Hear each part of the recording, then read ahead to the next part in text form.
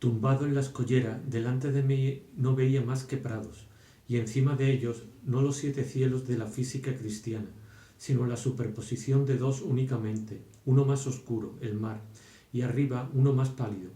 Merendábamos, y si yo había llevado también algún pequeño recuerdo que pudiese agradar a una u otra de mis amigas, la alegría henchía con una violencia tan repentina su rostro translúcido, vuelto encarnado en un instante, que su boca no tenía fuerzas para retenerla y para dejarla pasar.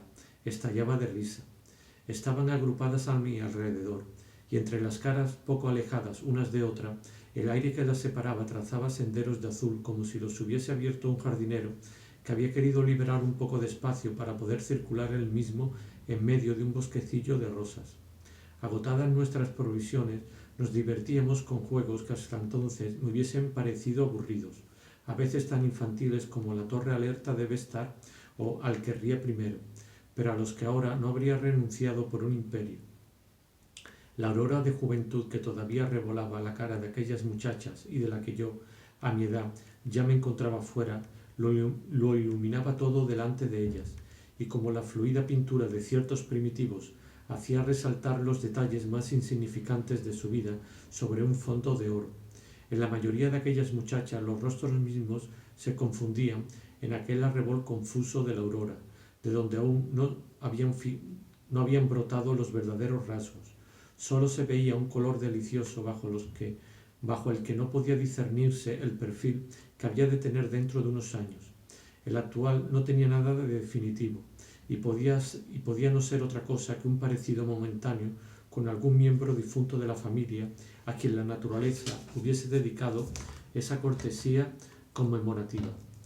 Llega tan raudo el momento en el que ya no hay nada que esperar, en que el cuerpo se ha fijado en una inmovilidad que ya no promete sorpresas, en que se pierde toda esperanza, viendo, como en los árboles en pleno estío, unas hojas ya muertas, alrededor de rostros todavía jóvenes, unos cabellos que caen o encanecen. Es tan breve esa mañana radiante que se acaba por no amar sino a las muchachas muy jóvenes, esas en las que la carne, como una pasta preciosa, todavía trabaja. No son más que una ola de materia dúctil, amasada en todo momento por la impresión pasajera que las domina. Se diría que cada una es sucesivamente una estatuilla de la alegría, de la seriedad juvenil, del mimo, del asombro, modelada por una expresión franca, completa, pero fugitiva. Esa plasticidad da mucha variedad y fascinación a los amantes, a las amables atenciones que nos prodiga una muchacha. Verdad es que también son indispensables en la mujer, y aquella a la que no agradamos o no nos permite ver que le agradamos, adquiere a nuestros ojos algo enojosamente uniforme, pero esas atenciones mismas, a partir de cierta edad, ya no llevan blandas fluctuaciones a un rostro que las luchas de la existencia han endurecido, volviéndolo militante o estático para siempre. Uno, por la acción incesante de la obediencia que somete la esposa al esposo, parece más que de una mujer el rostro de un soldado. Otro, esculpido por los sacrificios que ha consentido día tras día la madre por sus hijos, es de un apóstol. Otro más, tras años de chaparrones y tormentas, el rostro de un viejo lobo de mar en una mujer cuyo sexo solo revela la ropa. Y verdad es que las atenciones que una mujer tiene con nosotros todavía pueden, cuando la amamos, sembrar de encantos nuevos las horas que pasamos junto a ella. Pero para nosotros no es sucesivamente una mujer distinta. Su alegría sigue siendo externa a un rostro que no ha mudado, pero la adolescencia es anterior a la solidificación completa, y de ahí viene que junto a las muchachas jóvenes sintamos esa impresión de frescor que sólo da el espectáculo de unas formas en cambio continuo, jugando en una posición inestable que evoca esa perpetua recreación de los elementos primordiales de la naturaleza que contemplamos frente al mar. No era solo una matiné mundana, un paseo con Madame de Villeparisis, lo que hubiese sacrificado yo al juego del huró o a las adivinanzas de mis amigas. En varias ocasiones me mandó recado Robert de Saint-Loup de que, como yo no iba a verle a Doncières, había pedido un permiso de 24 horas y lo pasaría en Balme. Cada vez yo le escribía que no hiciese nada, invocando la excusa de estar obligado a ausentarme precisamente ese día para cumplir con la abuela un deber familiar en las cercanías. Sin duda pensó mal de mí al saber por su tía en qué consistía el deber familiar y qué personas desempeñaban el hecho del papel de abuela. Y sin embargo, tal vez no hiciese yo mal sacrificando los placeres no sólo de la mundanidad, sino de la amistad, al de pasar todo el día en aquel jardín. Los seres que tienen la posibilidad, cierto que se trata de los artistas, y yo estaba convencido hacía mucho que no lo sería nunca, también tienen el deber de vivir para sí mismo, y la amistad es una dispensa de ese deber, una abdicación de sí. Hasta la conversación, que en el modo en que la amistad se expresa es una divagación superficial que no nos lleva a ganar nada. Podemos hablar durante toda una vida sin hacer otra cosa que repetir indefinidamente el vacío de un instante, mientras que la marcha del pensamiento en el trabajo solitario de la creación artística se hace en el sentido de la profundidad, única dirección que no nos está vedada, y en la que podríamos progresar, cierto que con más trabajo, hacia un resultado de verdad. Y la amistad no sólo está desprovista, como la conversación, de virtud, es además funesta, porque la impresión de aburrimiento a la que no pueden sustraerse junto a su amigo, es decir, al quedarse en la superficie de uno mismo, en lugar de proseguir su viaje de exploración a las profundidades, aquellos de nosotros cuya ley de desarrollo es puramente interna, esa impresión de aburrimiento, cuando nos encontramos a sola, la amistad nos persuade para que la rectifiquemos, para que recordemos con emoción las palabras que nuestro amigo nos ha dicho, para que las consideremos como un aporte precioso cuando en realidad no somos como construcciones a las que pueden añadirse piedras del exterior, sino como árboles que sacan de su propia savia el nudo siguiente de su tallo, el piso superior de su fronda. Me mentí a mí mismo, interrumpía mi crecimiento en el único sentido en el que de hecho podía crecer verdaderamente y ser feliz cuando me felicitaba de ser amado, admirado por un ser tan bueno, tan inteligente, tan solicitado como Saint-Loup, cuando adaptaba mi inteligencia no a mis propias impresiones oscuras que hubiesen sido mi deber aclarar, sino a las palabras de mi amigo, en las que, cuando me las repetía a mí mismo, cuando hacía que me las repitiese ese otro yo que vive en nosotros y en el que con tanta alegría descargamos siempre el fardo de tener que pensar, me esforzaba por encontrar una belleza muy distinta de aquella otra que perseguía en silencio cuando estaba verdaderamente solo, pero que daría mayor mérito a Robert, a mí mismo, a mi vida, en la que un amigo como aquel me procuraba, me veía blandamente preservado de la soledad, noblemente deseoso de sacrificarme por él, incapaz, en suma, de realizarme. Con las muchachas, en cambio, si el placer que saboreaba era egoísta, al menos no se basaba en esa mentira que trata de hacernos creer que no estamos irremediablemente solos y que cuando hablamos con otro nos impide confesarnos que ya no somos nosotros los que hablamos, que entonces nos convertimos en hechura de los extraños y no de un yo que difiere de ellos. Las frases que intercambiábamos las muchachas de la pandilla y yo eran poco interesantes, además de escasas, entrecortadas por largos silencios de mi parte, lo cual no me impedía sentir tanto placer oyéndolas cuando me hablaban como mirándolas, al descubrir en la voz de cada una un cuadro vivamente coloreado. Me deleitaba escuchando su piar. Amar ayuda a discernir, a diferenciar. En un bosque, el amante de pájaros distingue enseguida esos gorjeos peculiares de cada pájaro en que el vulgo confunde. El amante de muchachas sabe que las voces humanas son mucho más variadas todavía. Cada una posee más notas que el más rico instrumento, y las combinaciones en que las agrupa son tan inagotables como la infinita variedad de las personalidades. Cuando conversaba con una de mis amigas, me daba cuenta de que el cuadro original, único de su individualidad, me llegaba ingeniosamente dibujado, tiránicamente impuesto tanto por las inflexiones de su voz como por las de su rostro, y que eran dos espectáculos que traducían, cada uno en su plano, la misma realidad singular. Indudablemente las líneas de voz, lo mismo que las del rostro, aún no estaban definitivamente fijadas. La primera mudaría todavía, igual que cambiaría el segundo. Así como los niños poseen una glándula cuyo licor les ayuda a digerir la leche y que no existe ya en los adultos.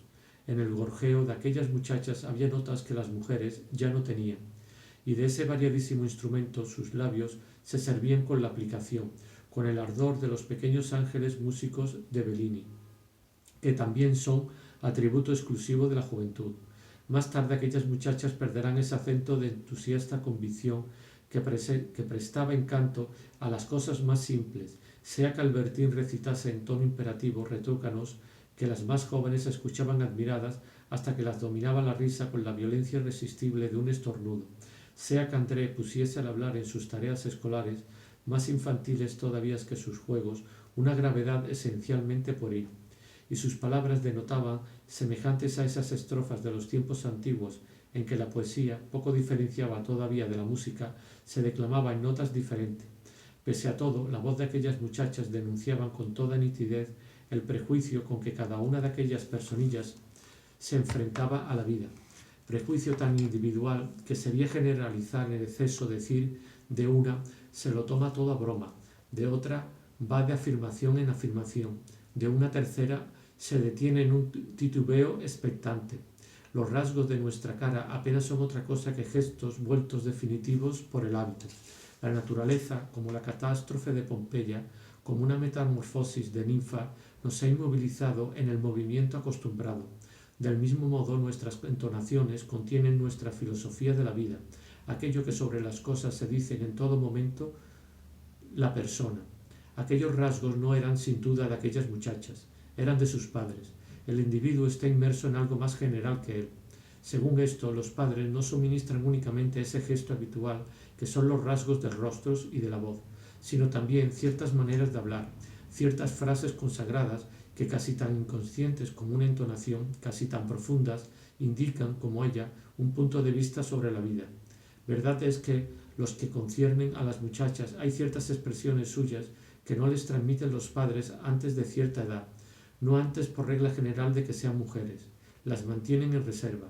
Así, por ejemplo, si se hablaba de los cuadros de un amigo de Elstir, André, que todavía llevaba el pelo recogido en una trenza, aún no podía hacer uso personalmente de la expresión que utilizaba su madre y su hermana casada. Parece que el hombre es encantador, pero eso llegaría con el permiso para ir al Palais Royal. Y ya desde su primera comunión, Albertín decía como una amiga de su tía, a mí me parecía bastante terrible. También le había dado como regalo el hábito de hacerse repetir lo que se le decía para dar la impresión de interesarse y tratar de formarse una opinión personal.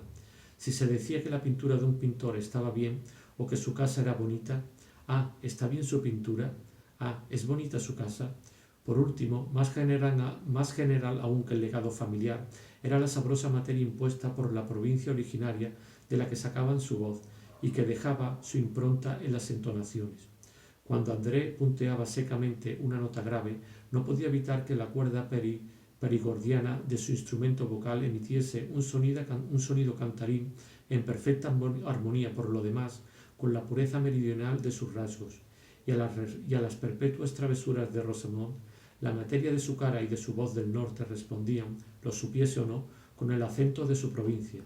Entre esa provincia y el temperamento de la muchacha que dictaba las inflexiones, yo percibía un hermoso diálogo, no discordia. Nadie podría separar a la muchacha de su país natal. Ella sigue siendo él.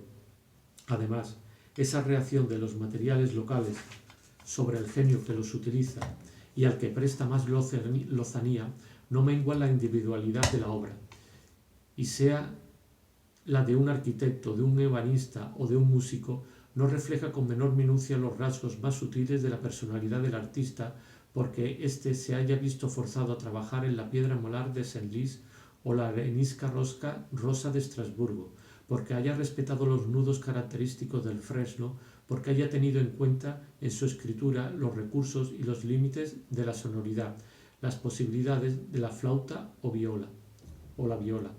Me daba cuenta de todo esto, y sin embargo hablábamos tan poco, mientras que con Madame de Villeparisis o con Saint-Loup habría demostrado con mis palabras mucho más placer del que hubiese sentido, porque me despedía de ellos cansado. En cambio, la plenitud de lo que sentía tumbado entre aquellas muchachas prevalecía infinitamente sobre la pobreza, sobre la escasez de nuestras palabras, y desbordaba de mi inmovilidad y de mi silencio en oleadas de felicidad cuyo chapoteo iba a morir al pie de aquellas jóvenes rosas. Para un convaleciente que reposa todo el día en un jardín florista o en un vergel, un olor de flores y de frutos no impregna las mil pequeñeces que componen su farniente con más profundidad que a mí aquel color, aquel aroma que mis miradas iban a buscar sobre aquellas muchachas y cuya dulzura terminaban por incorporarse a mi ser. Así se azucaraban las uvas al sol, así se azucaran las uvas al sol, y con su lenta continuidad aquellos juegos tan simples habían producido en mí, como en quienes no hacen otra cosa que permanecer tendidos a orillas del mar, respirando la sal, bronceándose, una relajación, una sonrisa de beatitud, un vago deslumbramiento que había llegado hasta mis ojos. A veces una amable atención de esta o de aquella despertaba en mí amplias vibraciones que alejaban por un tiempo el deseo de las otras. Un día, por ejemplo, Albertín había dicho: ¿quién tiene un lapicero? André se lo había proporcionado, Rosemont el papel, y Albertín les había dicho: queridas mujercitas, os prohíbo mirar lo que escribo. Después de haber trazado con mucha aplicación cada letra, con el papel apoyado en la rodilla, me lo había pasado diciéndome: ten cuidado para que no se vea. Entonces yo lo había desdoblado y había leído estas palabras que Albertín me había escrito: le quiero mucho. Pero en lugar de escribir tonterías, exclamó volviéndose con un aire repentinamente impetuoso y serio hacia André y Rosemont: tengo que enseñarles la carta que Giselle me ha escrito esta mañana. Qué tonta soy, la tengo en el bolsillo, y a pesar de que puede sernos tan útil, a Giselle le había parecido oportuno enviar a su amiga para que se la comunicase a las demás la redacción que había hecho para su certificado de estudios. Los temores de Albertín sobre la dificultad de los temas propuestos habían sido superados incluso por los dos entre los que Giselle había tenido que optar. Uno era: Sófocles escribe desde los infiernos a Racine para consolarle del fracaso de Athalie. El otro: suponga que después de la primera representación de Esther, Madame de Sévigné escribe a Madame de Lafayette para decirle cuánto ha lamentado su ausencia. Ahora bien, por un exceso de celo que había debido de conmover a los examinadores, Giselle había elegido el primero, el más difícil, de los dos temas, y lo había desarrollado de modo tan notable que le habían dado un 14 y había sido felicitada por el tribunal. Habría obtenido la mención de sobresaliente si no hubiese estado pez en su examen de español. La redacción cuya copia Giselle había enviado a Albertín nos fue leída inmediatamente por esta, porque como tenía que pasar el mismo examen, estaba ansiosa por conocer la opinión de André, que sabía mucho más de todas estas, que sabía mucho más que todas las otras y que podía darle buenos consejos. ¿Qué potra tiene?, dijo Albertín. Ha ido a tocarle un tema que aquí le había hecho empollar su profesora de francés. La carta de Sófocles a Racine, redactada por Giselle, empezaba así: Mi querido amigo, perdóneme por escribiros sin tener el honor de ser personalmente conocido de vos, pero ¿no demuestra vuestra nueva tragedia Athalie que habéis estudiado perfectamente mis modestas obras? No os habéis limitado a poner versos en boca de los protagonistas o personajes principales del drama, sino que los habéis escrito, y deliciosos. Permitidme que os lo diga sin adulación alguna, para los coros que no se hacían demasiado mal, a lo que se dice en la tragedia griega, pero que en Francia son una verdadera novedad. Además, vuestro talento, tan sutil, tan esmerado, tan delicioso, tan profundo, tan delicado, ha alcanzado una energía por la que os felicito. Athalie y Joad son personajes que vuestro rival, Corneille, no hubiese podido construir mejor. Los caracteres son viriles, la intriga sencilla y sólida. He aquí una tragedia cuyo nervio no es el amor, y por eso os doy mi más sincera enhorabuena. Los preceptos más famosos no siempre son los más verdaderos. Os citaré un ejemplo. De esta pasión la sensible pintura. Es para ir al corazón la vía más segura. Habéis demostrado que el sentimiento religioso desbordante en vuestros coros no es menos capaz de conmover. El gran público ha podido quedar desconcertado, pero a los verdaderos entendidos os hacen justicia. He querido enviaros todas mis congratulaciones, a las que uno, mi querido colega, la expresión de mi más sentido afecto.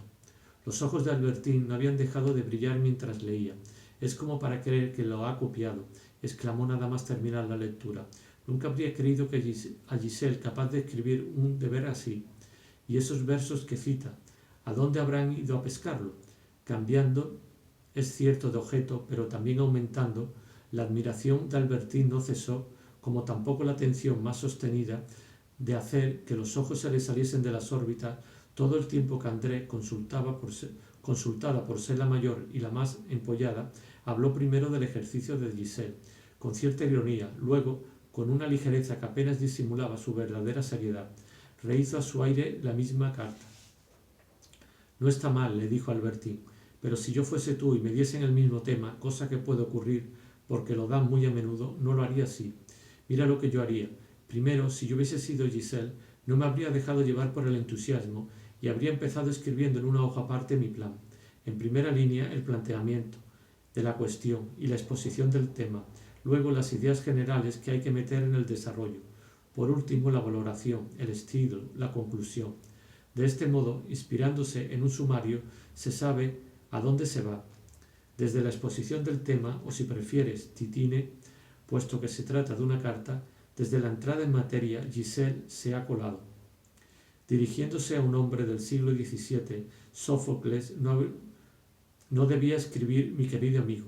Claro, había debido hacerle decir mi querido Racine, exclamó fogosamente Albertín. Habría estado mucho mejor. No, replicó André, en tono algo burlón. Habría debido poner señor. De igual modo, para concluir, habría debido encontrar algo así como permitidme, señor, todo lo más, querido señor, que le exprese aquí los sentimientos de estima con los que tengo el honor de ser vuestro servidor. Además, Giselle dice que los coros son en Athalie una novedad, y se lo olvida Esther, y dos tragedias poco conocidas, pero que precisamente han analizado este año el profesor, de modo que bastaría citarlas, dado que son su manía, para estar segura de pasar. Son Les Jouisses de Robert Garnier y Amand de Montresquieu.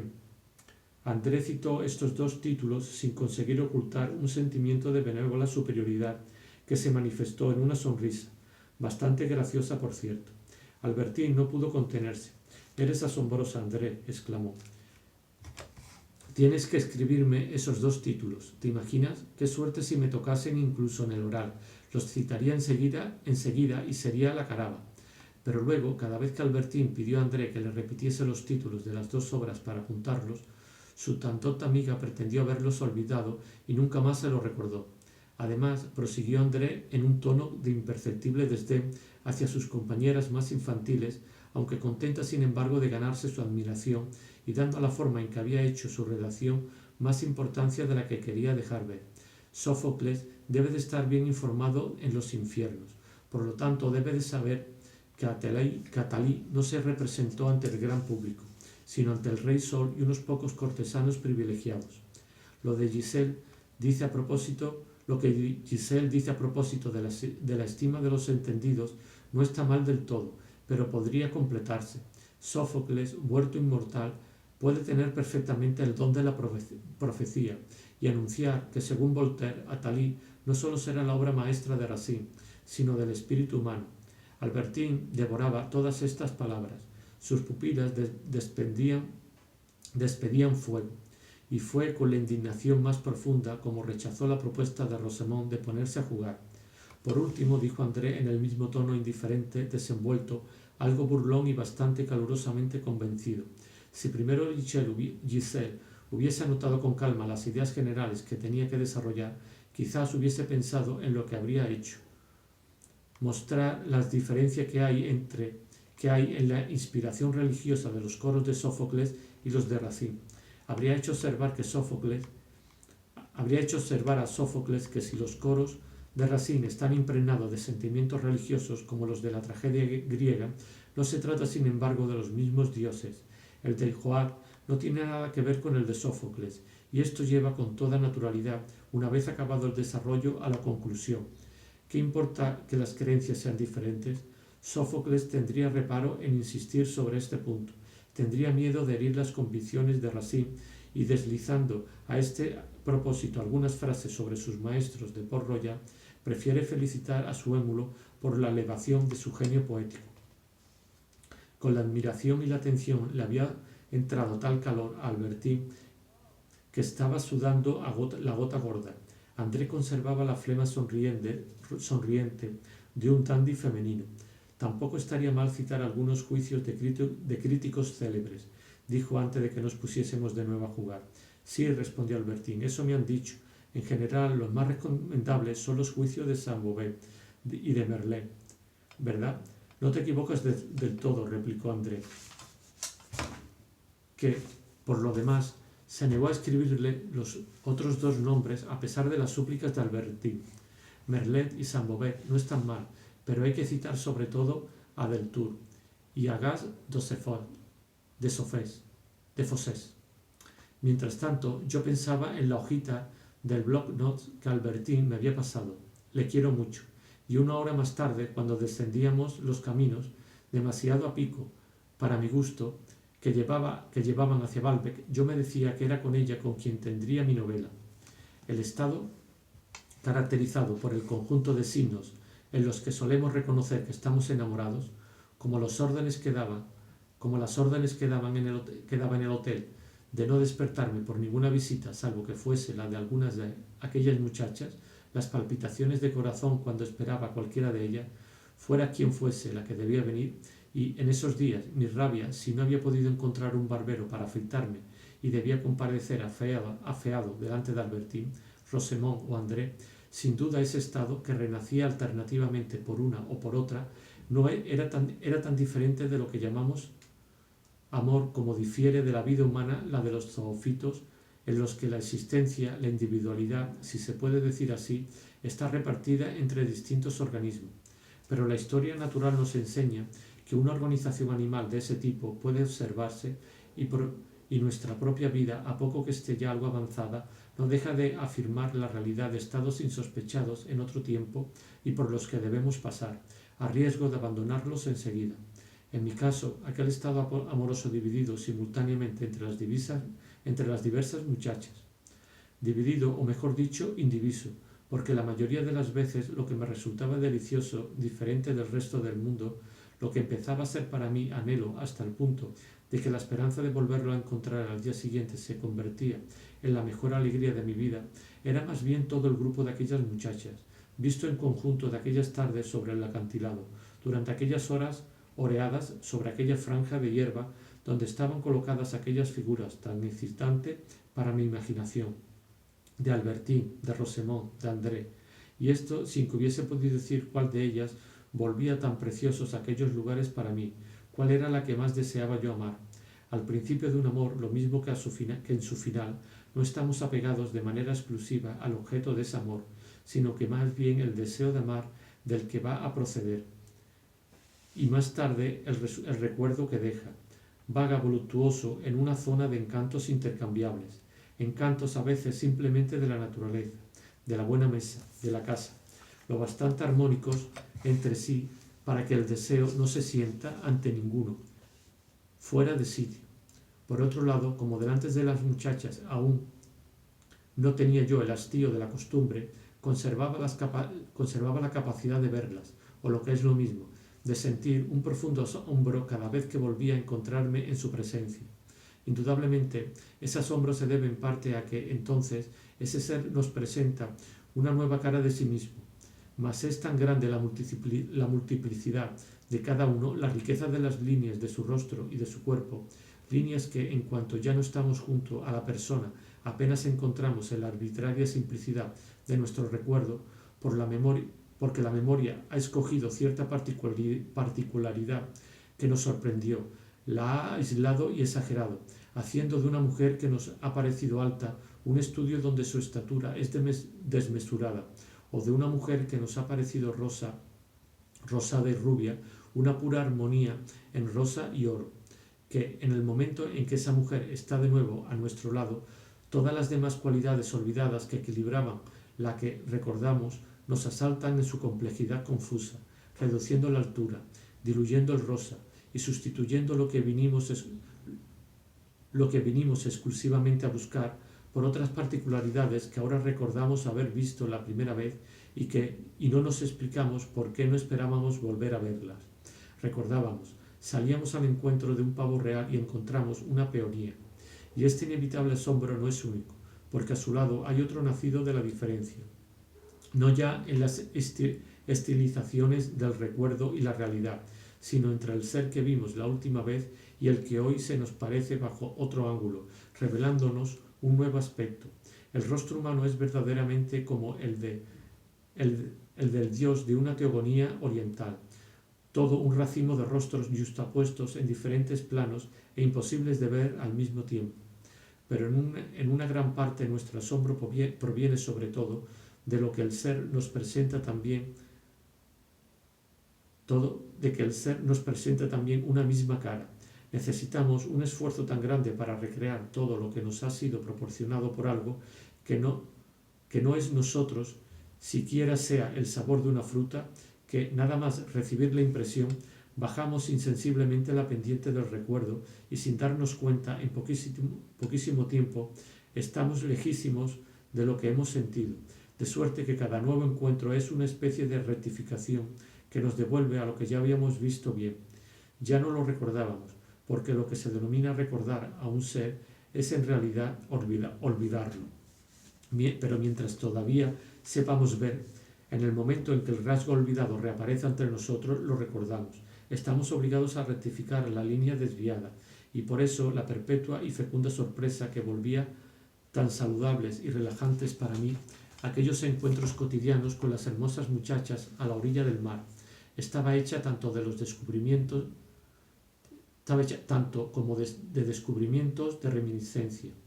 Si a esto añadíamos la agitación despertada por lo que las muchachas representaban para mí, algo que nunca coincidía exactamente con lo que yo había pensado y que hacía que la esperanza de la próxima reunión nunca se pareciese a la esperanza anterior, sino al recuerdo todavía vibrante del último encuentro, será fácil comprender que cada paseo daba un violento golpe de timón a mis pensamientos, y no exactamente en la dirección en que en la soledad de mi cuarto yo había podido trazar con la cabeza descansada. Esa dirección quedaba olvidada, abolida, cuando regresaba vibrante como una colmena con las frases que me habían turbado y que seguían resonando durante un buen rato dentro de mí. Todo ser queda destruido cuando cesamos de verlo. Luego su siguiente aparición es una creación nueva, distinta de aquella que la ha precedido inmediatamente, sino de todas, porque el mínimo grado de variedad que puede reinar en esa circunstancia es de dos. Si recordamos un mirar enérgico, una ira audaz, la vez siguiente y de manera inevitable será por un perfil casi lánguido, por cierta especie de soñadora dulzura, aspectos descuidados por nosotros en el recuerdo anterior, por lo que seremos sorprendidos, es decir, asombrados de manera casi exclusiva. En la confrontación de nuestro recuerdo con la realidad nueva, lo que ha de marcar nuestra decepción o nuestra sorpresa es lo que aparecerá ante nosotros como el retoque de la realidad, advirtiéndonos que no habíamos recordado bien. Y a su vez el aspecto descuidado en el último encuentro del rostro, y precisamente por ello más sorprendente en esta ocasión, más real, más rectificativo, se volverá materia de ensoñación, de recuerdos. Será un perfil lánguido y redondo, una expresión dulce, soñadora, lo que desearemos volver a ver.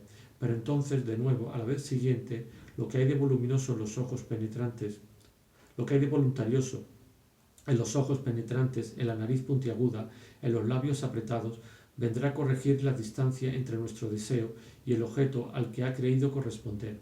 Por supuesto, esa fidelidad en las impresiones primeras y puramente físicas que siempre volvía a encontrar junto a mis amigas no concernía solo a los rasgos del rostro, porque como se ha visto, yo también era sensible a su voz, acaso más turbadora todavía, porque la voz no ofrece solo las mismas superficies singulares y sensuales que él. Forma parte del abismo inaccesible que da vestigio a los besos, que da el vértigo a los besos sin esperanza. Aquella voz suya, parecida al sonido único de un pequeño instrumento en el que cada una se volcaba por completo y que era exclusivamente suyo, trazada por una inflexión, determinada línea profunda de una de aquellas voces, me asombraba cuando la reconocía después de haberla olvidado. De ahí que las rectificaciones que cada nuevo encuentro me obligaba a aportar para el retorno a la perfecta exactitud fuesen tan propias de un afinador o de un maestro de canto como de un dibujante. En cuanto a la armoniosa cohesión en la que desde hacía un tiempo se neutralizaban, con la resistencia que cada una aportaba a la expansión de las otras, las diversas ondas sentimentales que propagaban en mí aquellas muchachas, quedó rota en favor de Albertín, una tarde que estábamos jugando al anillo. Era en un bosquecillo sobre el acantilado, colocado entre dos muchachas ajenas a la pandilla y que ésta había llevado porque esa tarde era necesario que fuésemos muchos. Miraba con envidia al vecino de Albertín, un joven, diciéndome que si hubiese estado en su lugar habría podido tocar las manos de mi amiga durante esos minutos inesperados que acaso no volverían, y que hubiese podido llevarme muy lejos, ya por sí solo, e incluso prescindiendo de las consecuencias que indudablemente hubiese entrañado, el contacto de las manos de Albertín me hubiese resultado delicioso. No es que no hubiese visto nunca manos más hermosas que las suyas.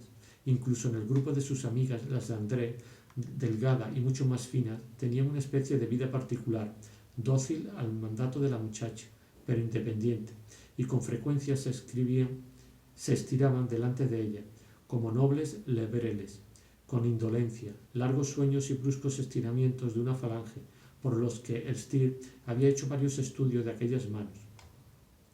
Y en uno donde se veía a André calentarlas ante el fuego, tenía bajo la luz la diafanidad dorada de dos hojas de otoño. Pero las manos de Albertín, más carnosas, cedían un instante y luego resistían a la presión de la mano que las estrechaba, produciendo una sensación muy particular. La presión de la mano de Albertín tenía una dulzura sensual que estaba como en armonía con la coloración rosada levemente malva de su piel. Era una presión que parecía hacernos penetrar en la muchacha, en la profundidad de sus sentidos, lo mismo que la sonoridad de su risa, a la manera no menos indecente que un arrullo de paloma o de ciertos gritos. Era de esas mujeres a quienes gusta tanto estrechar las manos que quedamos agradecidos a la civilización por haber hecho del snake hand un acto permitido entre muchachos y muchachas que se encuentran. Si los arbitrarios hábitos de la cortesía hubiesen sustituido el apretón de manos por otro gesto, yo hubiese mirado todos los días las manos intangibles de Albertín con una curiosidad por conocer su contacto, no menos ardiente que la de descubrir el sabor de sus mejillas. Pero en el placer de tener largo rato sus manos entre las mías, de haber sido su vecino en el anillo, veía algo más que aquel placer mismo.